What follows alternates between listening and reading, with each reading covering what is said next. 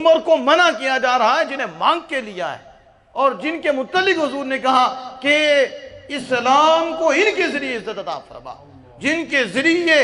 اسلام کو عزت ملے، جن سے شیطان بھاگے، اور جن کے متعلق میرے آقا دو جہاں صلی اللہ علیہ وسلم فرمائے اگر میرے بعد کوئی نبی ہوتا تو عمر ہوتے، اور وہ عمر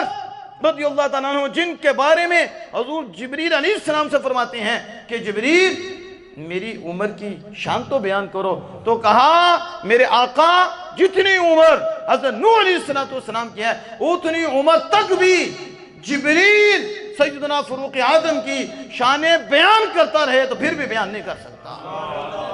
یہ وہ عمر ہیں، لیکن ان عمر کو منع کیوں کیا جا رہا تھا؟ کہاں بدری ہوئی تھی کیا؟ تو بدری ہوئی تو رات اتنے پکیزہ لوگ، اتنی پکیزہ شخصیت کو بھی پڑھنے سے منع کر دیا،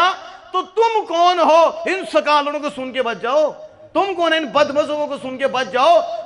تمہارے لیے یہ بشارتیں ہیں کہ تمہاری زبان پہ حق بولتا ہے، تمہارے لیے بشارتیں ہیں کہ تمہاری سوچ آئے ذرا ادھر ہونے لگے تو اللہ فرشتے کو مقرر کر دے اور وہ سوچ کو قائم کر دے اور وہ سوچ اللہ کی ارادے کے مطابق ہو جائے۔ یہ سیدنا فاروق اعظم ہیں جن کے متعلق حضور بشارتیں دیتے ہیں اور جن کی رائے پہ قرآن نازل ہوتا ہے، انہیں بدری ہوئی تورات پڑھنے سے منع کر دیا ہے۔ اور میں اور آپ کون ہیں کہ بدرا ہوا کلام پڑھیں اور بگڑی ہوئی باتیں سنیں اور بدری ہوئی باتیں سنیں؟